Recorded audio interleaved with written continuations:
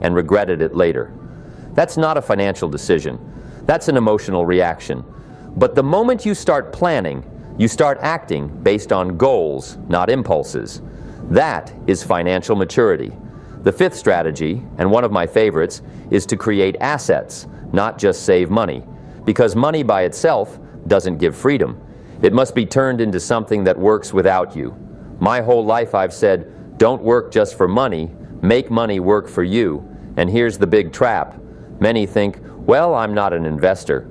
I don't have enough to buy or invest in anything. But an asset isn't always about stocks or real estate. An asset is anything that brings you income or value over time. Skills can be an asset, a small business, an asset, even a well-written book that's read for years and it is an asset. I started with buying books and turning them into knowledge, knowledge into ideas, and ideas into products. Then I learned to invest in teaching others. Teaching created workshops, workshops created income, income became capital, and again into assets. That's the cycle of power. You can start simple, one step, and you're in the game. Think, what skill do you already have that can be turned into income? What do you know? What do you own? Who needs your experience? How can you create an additional stream? See, at an older age, you have one advantage, experience.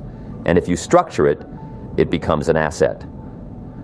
Now, one of my favorite quotes, rich people look for opportunities, poor people look for excuses. And I know that may sound harsh, but it's the truth. While someone says, I'm too old to start a new business, another opens an online store from home. While one puts $50 in an envelope, another invests it in a book that changes their mindset and earns thousands. The difference isn't in age. The difference is in mindset. And one more thing, don't be afraid to lose. Many people fear investing because there's risk. But remember, the biggest risk is doing nothing. Inflation eats your savings. Life gets more expensive. And if you're not growing, you're actually losing. So smart risk is not a problem. It's a required part of growth. So what do we have so far? We're not just saving anymore. We're planning. We're not just cutting expenses. We're creating assets. We're not waiting for miracles. We're building our financial foundation. And that's the path to true stability. Look at your situation. Think, what among what you already have could become an asset? Maybe you have a spare room. It could generate income. Maybe you have time, and you could teach others what you know.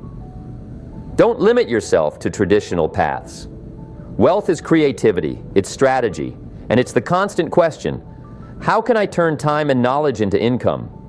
Remember, it's not about how much you have